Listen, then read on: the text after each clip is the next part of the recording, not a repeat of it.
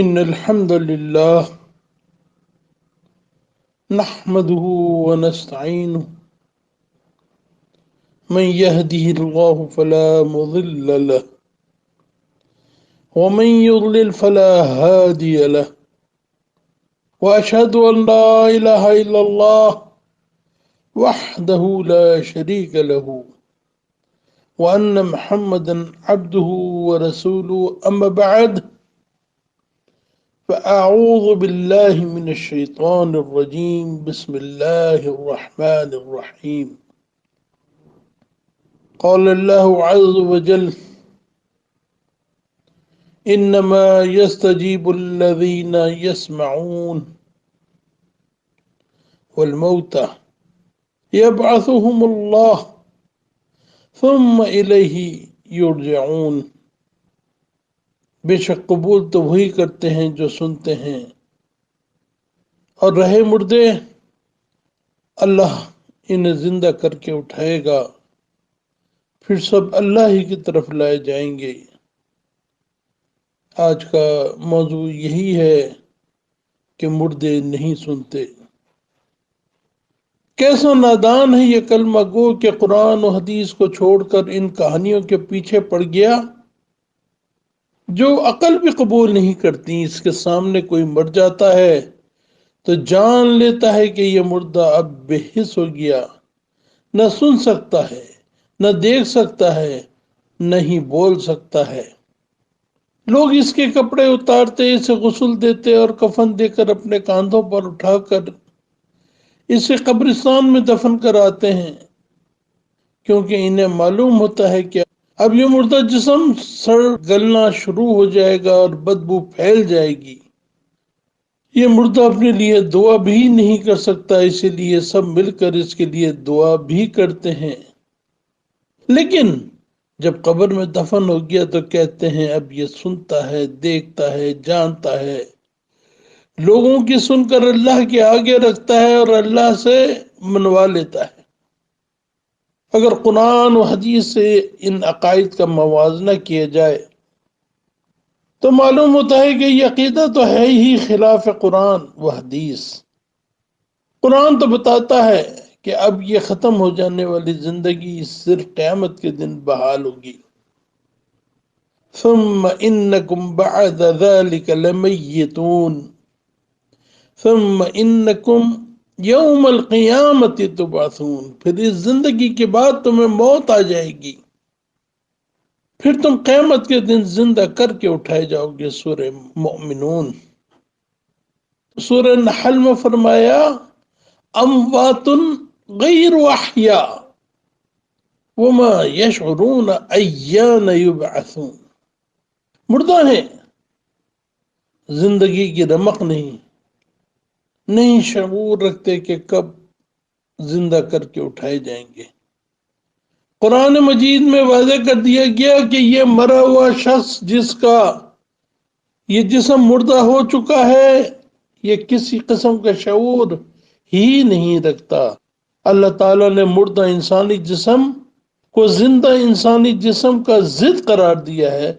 سورہ فاطر میں فرمایا وَمَا يَسْتَوِي الْأَعْمَى وَالْبَصِيرُ وَلَا الظُّلُمَاتُ وَلَا النُّورُ وَلَا الظِّلُّ وَلَا الْحَرُورُ وَمَا يَسْتَوِي الْأَحْيَاءُ وَلَا الْأَمْوَاتُ إِنَّ اللَّهَ يَسْمِعُ مَن يَشَاءُ وَمَا أَنْتَ بِمُسْمِعٍ مَّن فِي الْقُبُورِ۔ وَمَا يَسْتَوِي الْأَعْمَى وَالْبَصِيرُ، اور نہیں ہے برابر اندھا اور دیکھنے والا، وَلَا الظُّلُمَاتُ وَلَا النُّورُ، اور نہیں تاریکی اور روشنی، وَلَا الظِّلُّ وَلَا الْحَرُورُ، اور نہیں سایہ اور دھوپ، وَمَا يَسْتَوِي الْأَحْيَاءُ وَلَا الْأَمْوَاتُ، اور نہیں ہے برابر زندہ مردہ کی۔ یعنی جس طرح اندھا دیکھنے والے کی ضد ہے، تاریکی روشنی کی ضد ہے، سایہ دھوپ کی ضد ہے، اسی طرح یہ مردہ جسم زندہ کی ضد ہے۔ بالکل معاملہ پلٹ جاتا ہے، مختلف ہو جاتا ہے۔ تو اللہ تعالیٰ نے فرما دیا کہ ان اللہ یسمع من یشاء وما انت بمسمع من فی القبور، اللہ جس چاہتا ہے سنا دیتا ہے۔ اے نبی، آپ قبر والوں کو نہیں سنا سکتے، کوئی انسان قبر والوں کو نہیں سنا سکتا۔ اور جو آیت پڑھی تھی کہ انما یستجیب الذین یسمعون، بے شک قبول تو وہی کرتے ہیں جو سنتے ہیں، اور رہے مردے، والموتى یبعثهم اللہ، اور مردے ان کو تو اللہ اٹھائے گا۔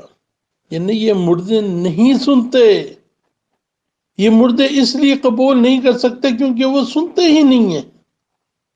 فرمایا انک لا تسمع الموتى، آپ مردہ کو نہیں سنا سکتے۔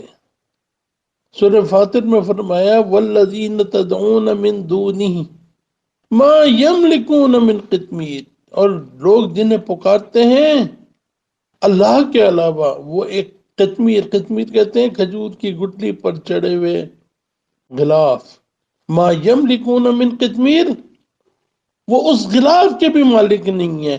ان تدعوہم لا يسمعوا دعاءکم، اگر تم ان کو، ان تدعوہم، اگر تم ان کو پکارو، لا يسمعوا دعاءکم، یہ تمہاری پکار بھی نہیں سن سکتے۔ وَلَوْ سَمِعُوا، کاش کوئی ایسی بات ہو جائے، کوئی ایسا زبردست معاملہ ہو جائے کہ یہ سن بھی لیں تو مستجاب لکم، مالک نے فرمایا کہ تمہارے کسی کام نہیں آ سکتے۔ وہ یوم القیامت یکفرون بشرککم، اور قیامت کے دن تمہارے شرک کا انکار کر دیں گے۔ یعنی یہ کیا شرک، مردوں کو سمجھنا کہ یہ داتا اور دستگیر مشکل کشا اور حاجت روا ہیں، ان کو پکارنا کہ یہ ہماری پکار سنیں گے اور یہ ہمارے کسی کام میں آ جائیں گے۔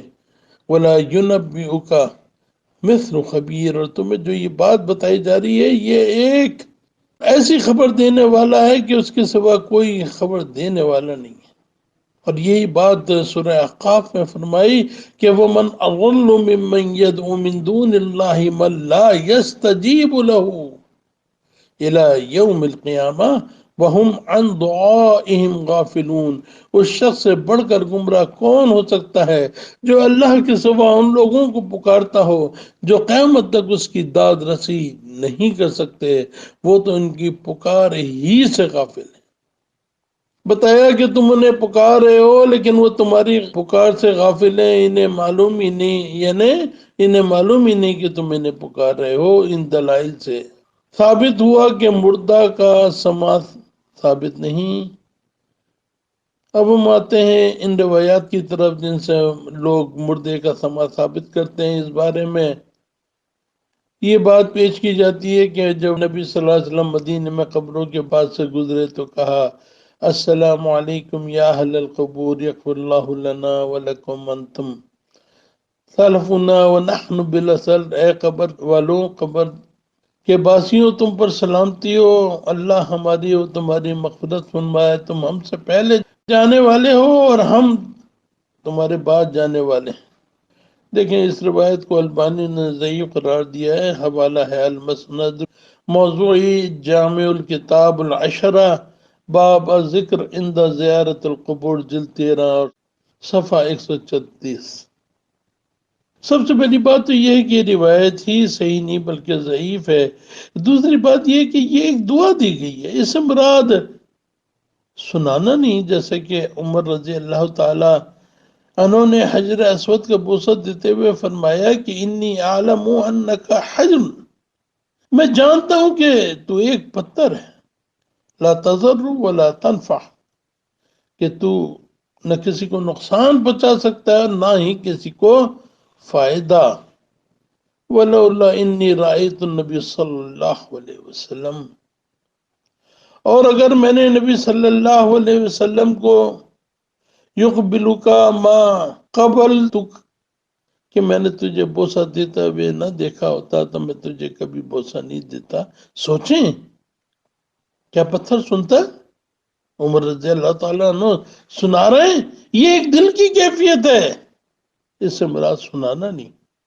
قبرستان جانے پر صحیح حدیث اس طرح ہے کہ نبی صلی اللہ علیہ وسلم جب قبروں پاس سے گزرتے تھے فرماتے تھے السلام علیکم یا اہل الدیار من المؤمنین والمسلمین، کہ اے مومنوں اور مسلموں کے گھر والوں پر سلامتی ہو، ہم بھی انشاءاللہ تم سے ملنے والے ہیں۔ یہ بھی بتایا جا رہا ہے، سنایا جانا مقصد نہیں کہ یہ سن رہے ہیں، بلکہ فرمایا کہ یہاں مردوں کو خطاب کر کے انہیں سنانا ہرگز نہیں ہے جیسا کہ لوگوں نے نکالا ہے، کیونکہ اللہ کی کتاب تو مردے کے سننے کی مطلق نفی اور تردید کرتی ہے۔ اس دعا کا مقصد مردوں کو سنانا یا سلام پہنچانا نہیں، بلکہ یہ اللہ کے سامنے ان کے لیے خاص دعا ہے۔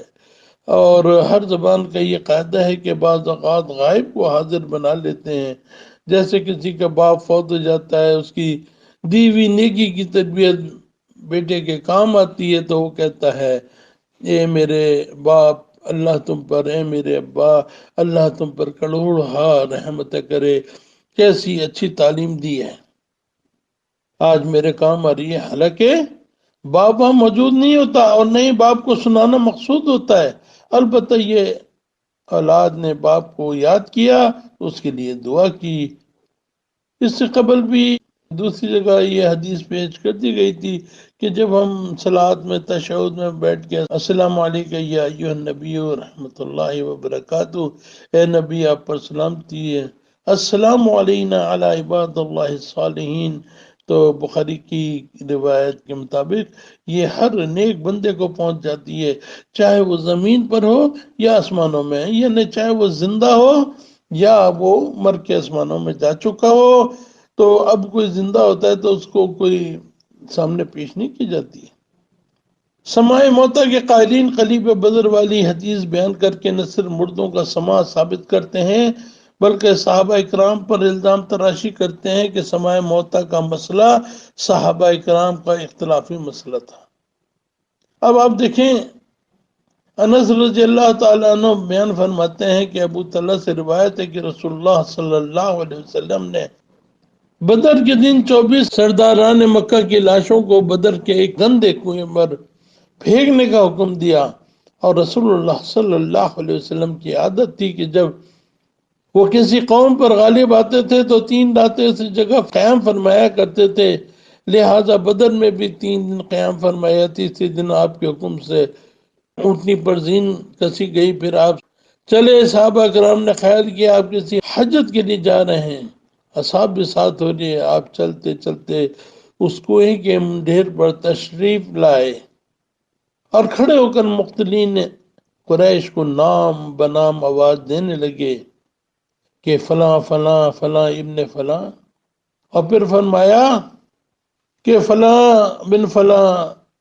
ایسرکم انکم اطعتم اللہ ورسولہ، تمہارے لیے بہتر تھا کہ تم اطاعت کرتے اللہ اور اس کے رسول کی، فَإِنَّا قَدْ وَجَدْنَا مَا وَعَدَنَا رَبُّنَا حَقًّا، ہم نے تو پا لیا اپنے رب کے وعدے کو سچا، فَهَلْ وَجَدْتُم مَّا وَعَدَ رَبُّكُمْ حَقًّا، کیا تم نے بھی اپنے رب کے وعدے کو سچا پا لیا؟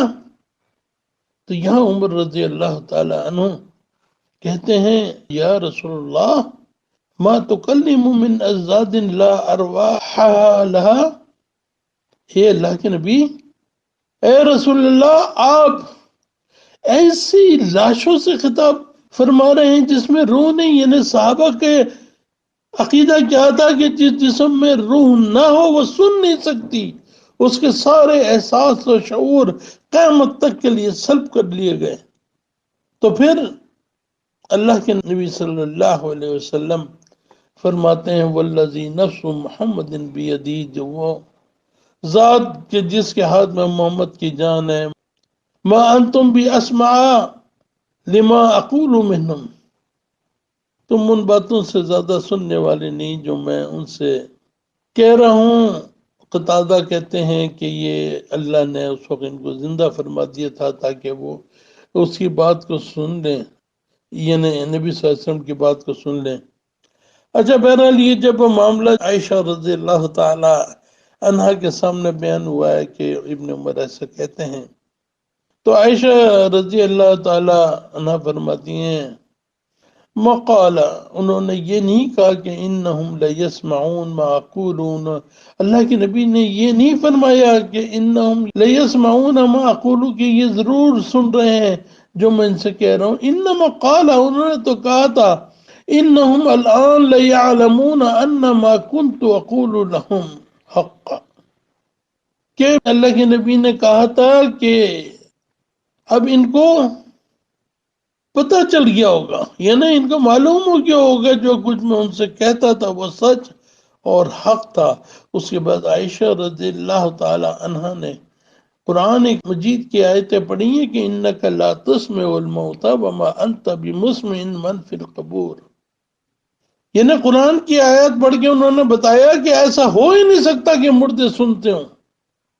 راوی جو ہے اس روایت کے کہتے ہیں یقول حین تبوؤ مقاعدہم من النار، یعنی عائشہ رضی اللہ تعالی عنہ نے جو کچھ یہ کہا تو اس سے مراد یہ تھی کہ جب ان کو جہنم میں اپنا ٹھکانہ مل گیا ہوگا، یعنی جب وہ جہنم میں داخل کر دیے گئے ہوں گے، جیسا کہ قوم نوح کے لیے فرمایا نا کہ ڈبو دیے گئے اور جہنم میں داخل کر دیے گئے. مما خطیاتہم اغرقوا وادخلوا النار، یہاں ڈبو دیے گئے وہاں جہنم میں ڈال دیے گئے. آل فرعون کے لیے کہا گیا کہ ان کو ایک بدترین عذاب نے گھیر لیا. کون سا عذاب؟ کہ صبح شام جہنم پر، یعنی صبح شام جہنم پر یعنی ہمیشہ ہمیشہ جہنم پر. النار یعرضون علیہا، جہنم پر پیشی ہے ان کی. یہاں مر گئے، یہاں ڈبو کر ہلاک کر دیے گئے، وہاں جہنم پر پیشی ہے. تو اللہ تعالیٰ کا بیان کردہ قانون یہی ہے کہ ثم انکم بعد ذلک لمیتون، تم اس زندگی کے بعد موت آ جائے گی. ثم انکم یوم القیامت تبعثون، اور پھر تم قیامت کے دن زندہ کر کے اٹھائے جاؤ گے. تو لہذا یہ قرآن کا حتمی فیصلہ ہے. اور یہ جو فرقہ پرست کہتے ہیں اس بارے میں کہ صحابہ میں بھی اختلاف تھا، نعوذ باللہ، صحابہ ان لوگوں کی طرح ضد میں لڑنے والے نہ تھے. کسی ایک صحابی کا بھی عقیدہ نہ تھا کہ مردہ سنتا ہے. اسی لیے عمر رضی اللہ تعالی عنہ نے کہا کہ اے نبی، ایسے جسم سے کلام کر رہے ہیں جن میں روح نہیں. تو یہی سارے قرآن و حدیث کا مدعا ہے کہ مردہ نہیں سنتا.